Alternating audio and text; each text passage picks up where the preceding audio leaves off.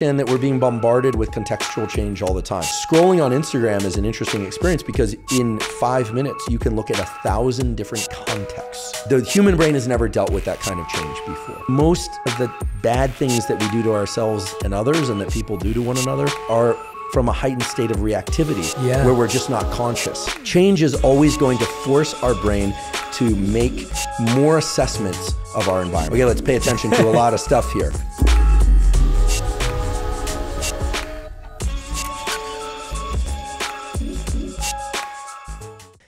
What I find so interesting is that you said, obviously, this painting that you like behind me, and then you said if it was in another place, then, you know, it takes a bit of time to reconfigure and recalibrate, you know, what's going on here. And when you look at our lives today, so much of the anxiety that we experience is based on change or the lack of being able to predict, as we talked about, or unpredictability. And we've long known, kind of like what you were saying before, we've long known that, you know, things will not always stay the same. We realize that change is the only constant, that uncertainty is the only certainty. Like, we know these truths, yet we love holding on to predict. Even for me, like when I walk into this room, I do predict that these things will remain on the wall and the mics will be here and Homer will have set up the lights, and there's some predictability there which creates security. But as we all know, shifting and being good with change is so integral.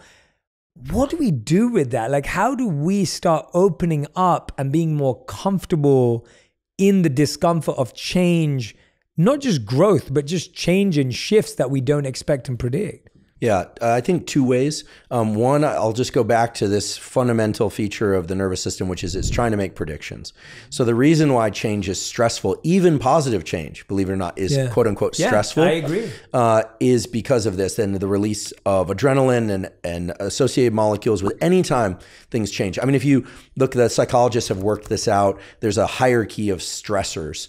And of course, at the top of that hierarchy are awful things that we don't, you know, I think at the top, to be honest, I think death of a child is perhaps the greatest stressor. Divorce, death of a loved one, these kinds of horrible things that we wouldn't wish on anyone. Then as one goes down, not too far below, you see things like moving to a new home or apartment. Yeah. You think, well, that could be a great event, right? Yeah. Birth of a new child. And you think, well, wait a second, I thought that's supposed to be one of the greatest joys in life. And indeed it is. But it's stressful to the nervous system because so many things have to be reconfigured, not to say anything about the lack of sleep with a newborn and this kind of thing. So change is always going to force our brain to make more assessments of our environment. One of the things that we can say about the brain for sure is that once it learns something, it likes to not have to think about it. When you walk, because you already know how to walk, you don't think right, left, right, left, right, left. But when you learn how to dance a new step or something of that sort, or a new skill, sports skill, you have to think about it, and it's work. And anytime we have to think about behaviors and they aren't simply reflexive, that work, as we call it, it's a combination of the release of things like adrenaline, epinephrine, in the brain and body, I should say, from the adrenals in the body, but also in the brain, from a little brain area called locus ceruleus that acts as kind of a sprinkler system for the brain to kind of wake up all brain areas, saying, okay, let's pay attention to a lot of stuff here. Very basic system, but very fundamental system. It's literally a wake-up system for the brain. It works in parallel with the release of adrenaline into our body. Now, one way to deal with change is to simply know this, right? To understand that if one feels stressed or agitated around a new move, or you have a partner who's really stressed about a new move, even though it's exciting, it should be exciting, that's perfectly normal because what they're experiencing is this increase in agitation and alertness. And it also makes it harder to enter deep, really relaxed states because the brain is in a mode of predictions, making predictions, what's happening next, thinking. And one of the things that's key to falling asleep each night and replenishing our ability to think and make predictions is the ability to turn off thinking. This is why I'm such a fan of what traditionally was called yoga nidra, which literally means yoga sleep, lying down. It's a form of meditation, as you know, and with breathing, etc. I certainly want to point out that I have no desire to rename any of these ancient practices. These are beautiful practices that have been built up over thousands of years. The reason I call sometimes batch yoga nidra with so-called NSDR, non-sleep deep rest, is that unfortunately, both in science and in traditional cultures around some of these behaviors, the language has become a barrier for people to try them. Fully agree. I'm not trying to wash away any of the wonderful culture and tradition around these. I want to be very clear about that. But ultimately, it's about accessing a state of mind. As for anyone that's listened to a Yoga Nidra script, and I should say I do Nidra every day. I have for almost a decade now. It's without question, along with viewing morning sunlight, the most powerful practice I think I can recommend to anyone. It is about, as you always hear in a classic Nidra script, you move away from thinking and doing to being and feeling. Now, what is that? If we take a neuroscience lens, what is this thinking and doing, being and feeling? It's about shutting down of the prefrontal cortex, which is making predictions. What's happening next, right? As we move into sleep, you enter that kind of liminal state where things become disjointed, right? A cat flies through the room and then you might jerk yourself awake and it's kind of odd, but that's the state of not thinking and doing and just being and feeling, being in one's pure somatic experience.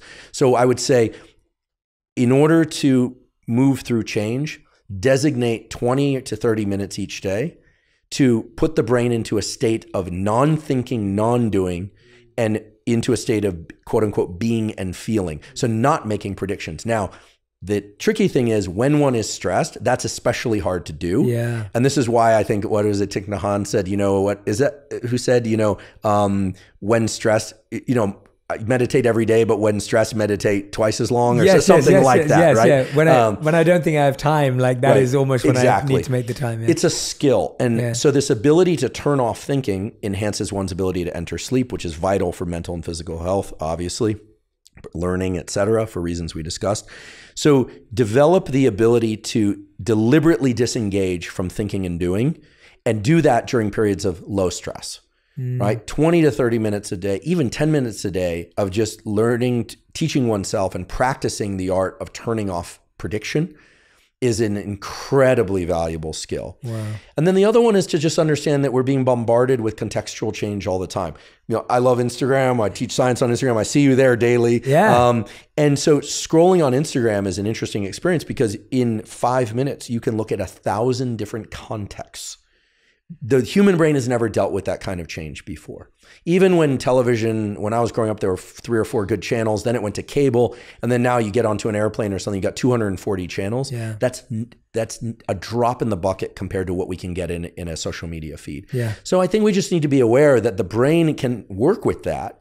But then what you're turning on is an ability to walk into a new context and figure out the statistics. Imagine if in an Instagram feed, and I'm not demonizing Instagram. I think they're wonderful. I think they provide a wonderful resource, truly.